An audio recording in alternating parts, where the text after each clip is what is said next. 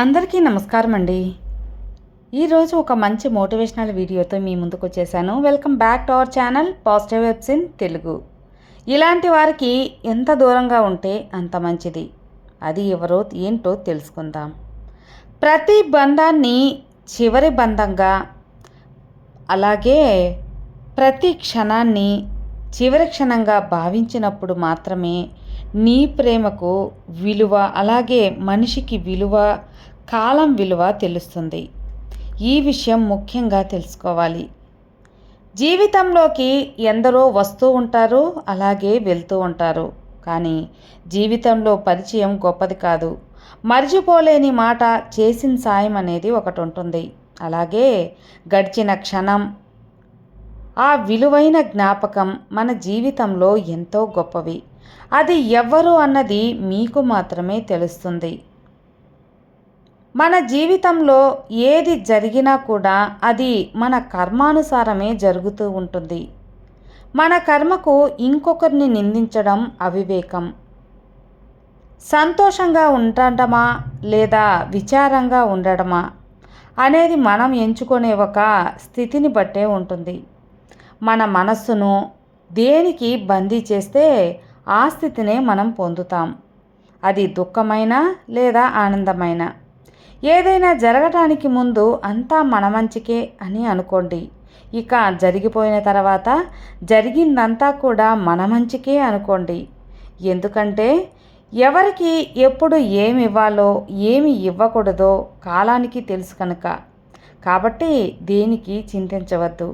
కర్మను దృష్టిలో పెట్టుకుని జీవితంలో సాగిపోతూ ఉండాలి. దేని గురించి ఎక్కువ ఆలోచించకూడదు. ఎందుకంటే మనం అనుకున్నది ఎప్పుడు కూడా జరగదు కాబట్టి. అంతా కూడా కాల నిర్ణయం, ఇంకా కర్మం నిర్మానుసారమే జరుగుతుంది. నమ్మకం లేని వారికి మన రహస్యాలు చెప్పవద్దు. ఇక మనకు కావలసిన వారికి అబద్ధాలు చెప్పకూడదని గుర్తుంచుకోండి.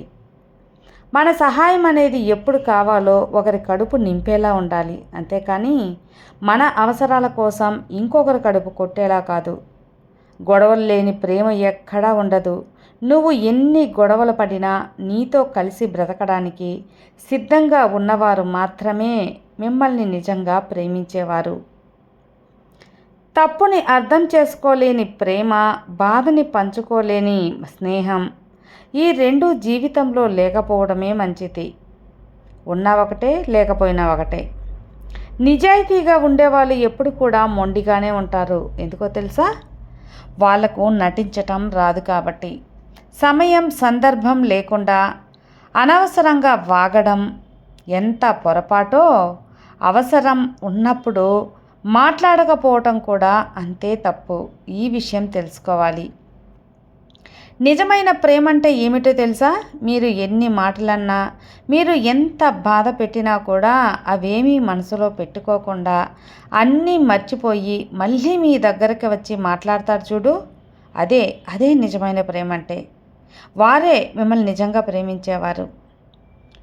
కలవడానికి, విడిపోవడానికి తొందర చూపించేవాడు అర్థం చేసుకోవాలి. అలాగే దగ్గరగా అవ్వటానికి ప్రయత్నించే ప్రతి బంధం కూడా మధురంగానే ఉంటుందని తెలుసుకోండి. మనుషులు దూరం కావడానికి మాటలే కాదు, కొన్నిసార్లు మౌనం కూడా ఒక కారణమవుతుంది.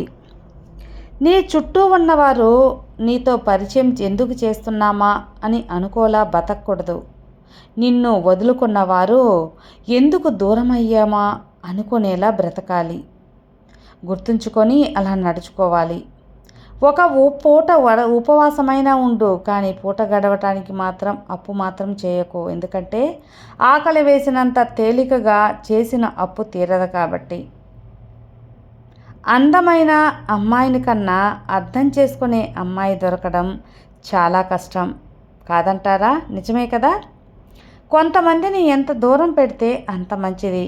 లేదంటే మనం మంచితనాన్ని కూడా చేతకానితనంగా చూస్తారు.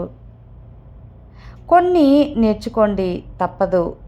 ఎంత నీ వాళ్ళైనా ఏ క్షణం ఎలా మారిపోతారో తెలియదు. కోపం ఇంకా ఆవేశం ఉన్నవారికి మోసం చేయటం రాదు. మోసం చేసే వాళ్లకు కోపం ఇంకా ఆవేశాలు అసలు ఉండవు. ప్రస్తుతం సమాజం అంతా నటనతోనే ముడిపడి ఉంది. ఇకపోతే అలాంటి వారికే రోజులు కూడా బాగా కలిసొస్తున్నాయని నిజమైన ఎవ్వరూ నమ్మలేని నిజం. అందరూ అబద్ధాలు చెబుతూ ఉంటారు. ఎందుకంటే అబద్ధాలు ఉన్నంత అందంగా నిజాలు ఉండవు కాబట్టి. నిజాలు చేదుగా ఉంటాయి కాబట్టి. ఒకరికి మాట ఇచ్చే ముందు బాగా ఆలోచించు. ఎందుకో తెలుసా? నీకు అది కేవలం మాటే కావచ్చు. ఆ మాట ఇచ్చేవారికి ఒక నమ్మకం, ఒక భరోసా, ఇంకా జీవితం కూడా అవ్వచ్చు.